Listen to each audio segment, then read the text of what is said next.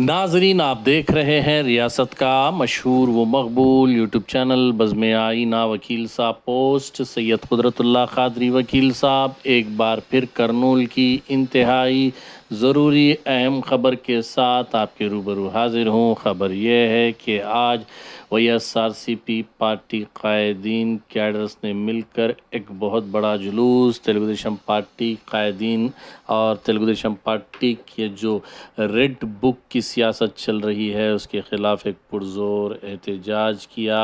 इस मौके पर YSRCP पार्टी कायदीन ने इल्ज़ाम आयद किया कि जब से तेलुगुदेशम पार्टी हुकूमत में आई है, कूटमी हुकूमत जो है रियासत में हुकूमत कर रही है, उस वक्त YSRCP के नौजवानों को गैर ज़रूरी केसों में अटका कर उन्हें जेल भेजा जा रहा है।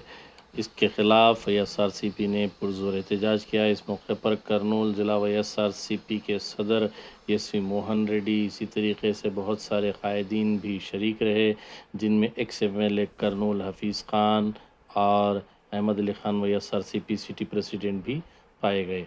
आप देखिए ये खुसूसी रिपोर्ट। सैयद कुदरतुल्लाह क़ादरी वकील साहब को दीजिए इजाज़त। अगर आप हमारे चैनल को अब तक सब्सक्राइब नहीं किए हैं तो ज़रूर सब्सक्राइब करें, लाइक करें, शेयर करें, कमेंट करें, बेल बटन दबाना ना भूलें ताकि लेटेस्ट वीडियोस आप तक बआसानी से दस्तयाब हो सके।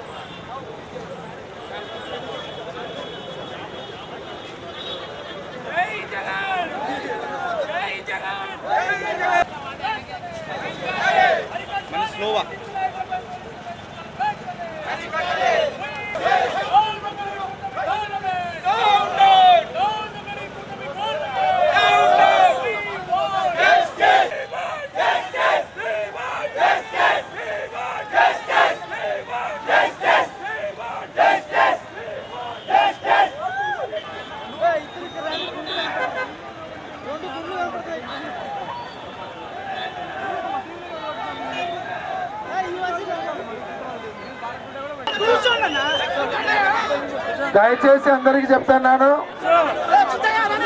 ఏంటండి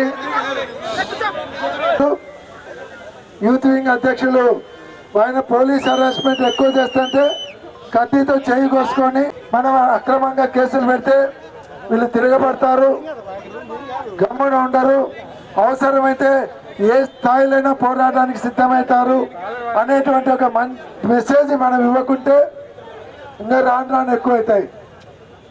2 సంవత్సరాలు చేత కాదు. జగన్మోహన్ రెడ్డి గారు చూస్తే ఈరోజు వాళ్ళ గల్లీ లీడర్ చెప్పినా చేసేటువంటి పరిస్థితి కల్పించినారు. నేను చంద్రబాబు నాయుడుకి చెప్తా, ఇన్ఛార్జి సతీష్ గారు వచ్చారు, అలాగే కోడుమూరు ఇన్ఛార్జి కోట్ల హర్షవర్ధన్ రెడ్డి గారు వచ్చారు, నగర అధ్యక్షులు అహ్మద్ అలీ ఖాన్. వాళ్ళు యాక్టివ్గా ఉండకుండా చేయాలనేటువంటి ప్రయత్నంలో ఇవన్నీ చేస్తూ ఉన్నారు. కాబట్టి ఖచ్చితంగా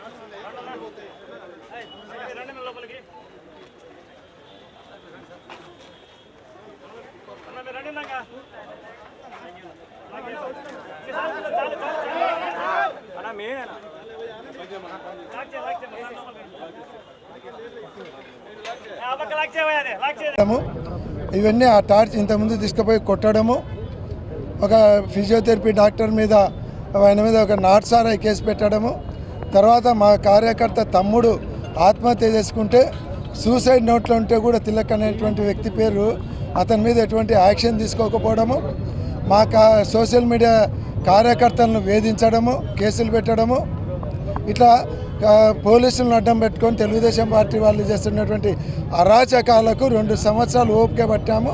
ఇంకా ఓపిక నశించి మా కార్యకర్తలను కాపాడుకోవడానికి, వాళ్ళకు రక్షణ కవచంగా నిలబడడానికి ఈరోజు ఈ ధర్నా కార్యక్రమం పెడితే ముందే మేము నోటీస్ కూడా చెప్పడం జరిగింది. కానీ ఈరోజు తెలుగుదేశం పార్టీ వాళ్ళు కూడా మంత్రి గారి ఆఫీసు నుంచి ఒక మెసేజ్ పోయింది. అందరు కూడా 8:30కు కలెక్టర్ ఆఫీస్లో ధర్నాకి రావాలని, కింద మంత్రివర్యులు టీజీ భరత్ గుప్తా గారి ఆఫీస్ అని, అంటే ఒక మంత్రిగా ఉండి ధర్నాలు చేపించి, అంటే వైఎస్ఆర్ కాంగ్రెస్ పార్టీ వాళ్ళతో గలాటలు పెట్టించి ఇక్కడ గలాటలు సృష్టించడానికి ఈ కార్యక్రమం చేపట్టినాడు. ఇది చాలా దుర్మార్గం. ఒక మంత్రిగా ఆయన గౌరవం కాదు ఇది. ఇది ఒక మంచి వ్యాపార నగరం. ఇటువంటి నగరంలో అల్లర్లు సృష్టించి గలాటలు క్రియేట్ చేసి ఇక్కడ ఉన్నటువంటి వ్యాపార వాతావరణాన్ని చెడగొట్టి ఒక రౌడీకరణలు నగరంగా మార్చాలనేటువంటి ఆలోచన మానుకోవాలని మేము మంత్రి గారికి మనవి చేస్తూ ఉన్నాం. అంతేకాదు, ఎవరేం చేసినా మీరు పోలీసులను అడ్డం పెట్టుకొని రాజకీయం చేస్తూ ఉన్నారు, మమ్మల్ని బెదిరించాలనుకుంటున్నారు, మీరు ఏదో గలాటలు పెడితే భయపడతామనుకుంటున్నారు. తాటాకు చప్పులకు భయపడేటువంటి పరిస్థితులే లేవు. ఇక్కడేం కుందేళ్ళు లేవు తాటాకు చప్పులకు భయపడడానికి. జగన్మోహన్ రెడ్డి గారు వదిలిన సింహాలే ఉన్నాయన్నీ. దాదాపుగా 16 లక్షల మంది కార్యకర్తలు ఉన్నారు ఈరోజు.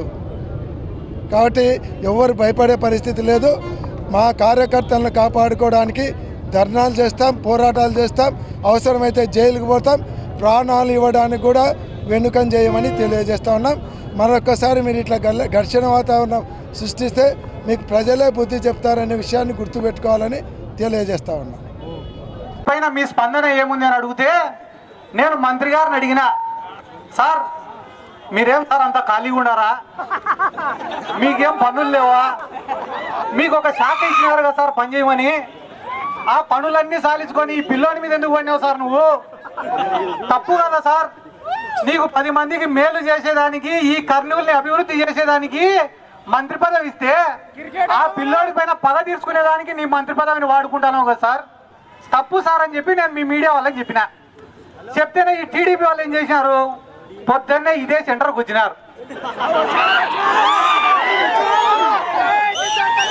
ఇదే సెంటర్కి వచ్చి ఎస్వి మోహన్ రెడ్డిని, సిద్ధార్థ రెడ్డిని అరెస్ట్ చేయాలంట. ఒరే మీరు అన్యాయంగా అరెస్ట్ చేస్తారని రా మేము ధర్నా చేస్తాండి. అది మళ్ళా వచ్చి సిద్ధార్థ రెడ్డిని అరెస్ట్ చేయాలంటాడు వాడు. ఒరే ఆ సబ్జెక్ట్లో నేను వేసిన మొక్కలు ఇప్పటికి చెట్లు కూడా ఉంటాయి.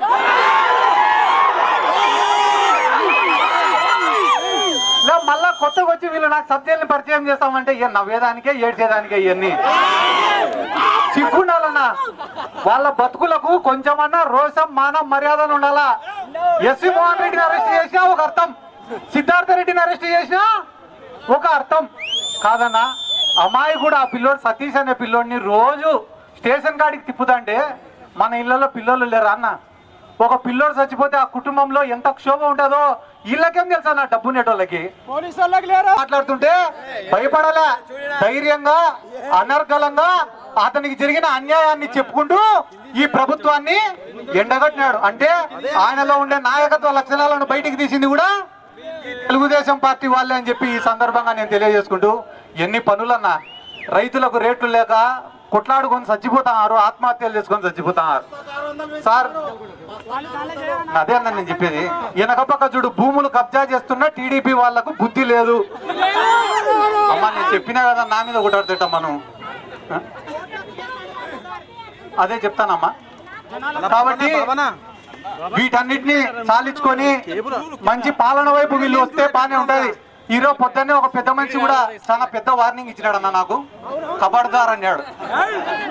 ఇక బానే ఆయన స్పెల్లింగ్ చూసి నేను ఖబర్దార్ అన్న. నేను కూడా ఆయనకు ఒక మాట ఏం చెప్తాను అంటే, నాకన్నా 30-40 ఏళ్ళు పెద్దోడు ఉంటాడు వయసులో, ఎవరో ఆయన పేరు తెలియదు నాకు. ఆయన ఇట్లా ఖబర్దార్ అనే ముందర ఒక మాట ఆలోచించనా, నేను యాడ 1 రూపాయి అవినీతి చేయలే, నేను యాడ దోపిడీ చేయలే, వీలైతే నా సొంత డబ్బులు ఖర్చు పెట్టుకొని రాజకీయం చేసినా తప్ప రాజకీయాన్ని అడ్డం పెట్టుకొని నేను డబ్బులు ఇంటికి తీసుకొని పోలే. నువ్వు ఏ దేవుడి పైన ప్రమాణం వేసి చెప్తావు చెప్పు, ఒక ప్లాట్లో లెక్కెత్తలే అని. ప్రతి ప్లాట్ ఎవడు వెంచర్ వేసినా నువ్వు లెక్కెత్తాల్సిందే. నువ్వు కూడా నా గురించి మాట్లాడితేటన్నా పోనీ టీడీపీ వాళ్ళను ఒక మాట అడగాలని ఉంది. మీరు అవినీతి పనులు దేవుడి పైన ఒట్టేస్తారా అని అడుగుదామనుంది. వీళ్ళు అబద్ధం చెప్పేదే దేవుడి మీద ఒట్టేసి, ఎందుకంటే తిరుమల లడ్డూనే వదిలిపెట్టాల వీళ్ళు దేవుణ్ణి. ఇప్పుడు నేను దేవుడిని ఎత్తుతారా ఒట్టేస్తారా అంటే దేవుడిని ఎత్తుతారు వీళ్ళు. కాబట్టి ఈ ప్రజలను కూడా నేను ఒక్కటే విజ్ఞప్తి చేస్తానన్నా, నిత్యం ప్రజల్లో ఉండేవాడిని నాయకుడిగా ఎన్నుకోండి, మీకోసం పోరాడేవాడిని నాయకుడిగా ఎన్నుకోండి, మీకోసం కష్టపడేవాడిని నాయకుడిగా ఎన్నుకోండి, మీకోసం జీవితం త్యాగం చేసేవాడిని నాయకుడిగా ఎన్నుకోండి. కానీ యాడ్నో కోటలో ఉండేటువంటి నాయకుడిగా ఎన్నుకుంటే ఇట్లనే ఉంటుందన్న పరిస్థితి. గుడిసెలల్లో కూడా కోట్లు వేసుకొని బతకాలంటే కష్టం కదన్నా.